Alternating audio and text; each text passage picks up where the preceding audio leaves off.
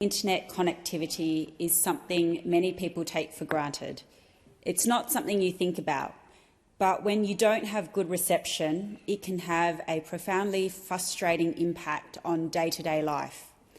And that's certainly been the case for people living in Five Dock and Canada Bay.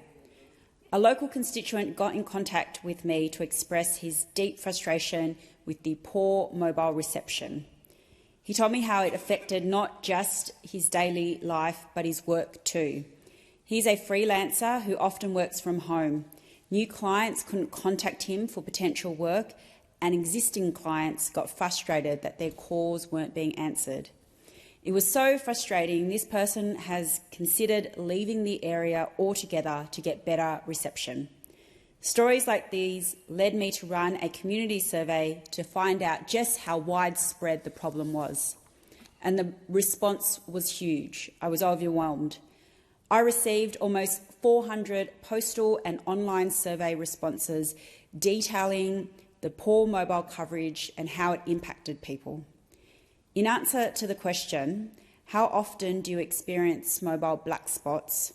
One constituent said, "Often when I'm inside the house, the caller on the mobile cannot hear me clearly, so I need to go outside to continue the conversation or ask them to call me back on the landline." Another said, "It is hard to get signal at our home regularly. We recently had difficulties calling emergency services via 000. Poor mobile coverage is having an impact on their quality of life, their businesses, and their ability to work from home. That's why I have written and met with the major telecommunication providers, Telstra, Optus and TPG. I've asked each provider to come up with a plan to improve mobile coverage for Five Dock and Canada Bay, and I will report back to the community about the next steps."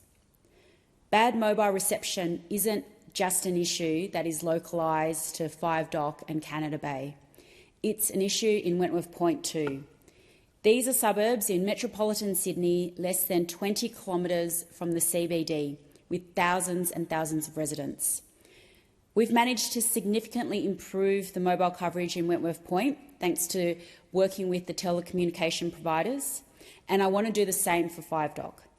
But it points to a broader problem with mobile coverage, and that's the lack of planning. That's why I'm so grateful for the Communication Minister's efforts to bring in broader communications reforms through the Telecommunications Infrastructure in New Developments policy. The policy was updated and took effect on the 17th of February this year.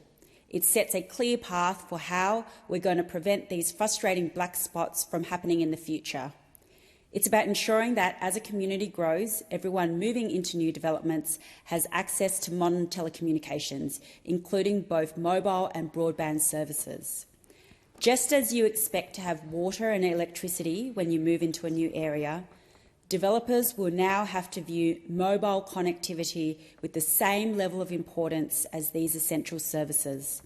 This will apply to new residential properties with more than 50 lots. Developers will be encouraged to engage with mobile network providers early in the process, so new homes will be well built and well connected too.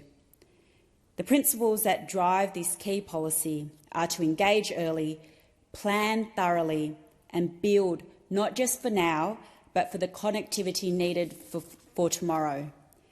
Because we've seen how badly affected communities are when the planning is not done right and mobile coverage is not considered.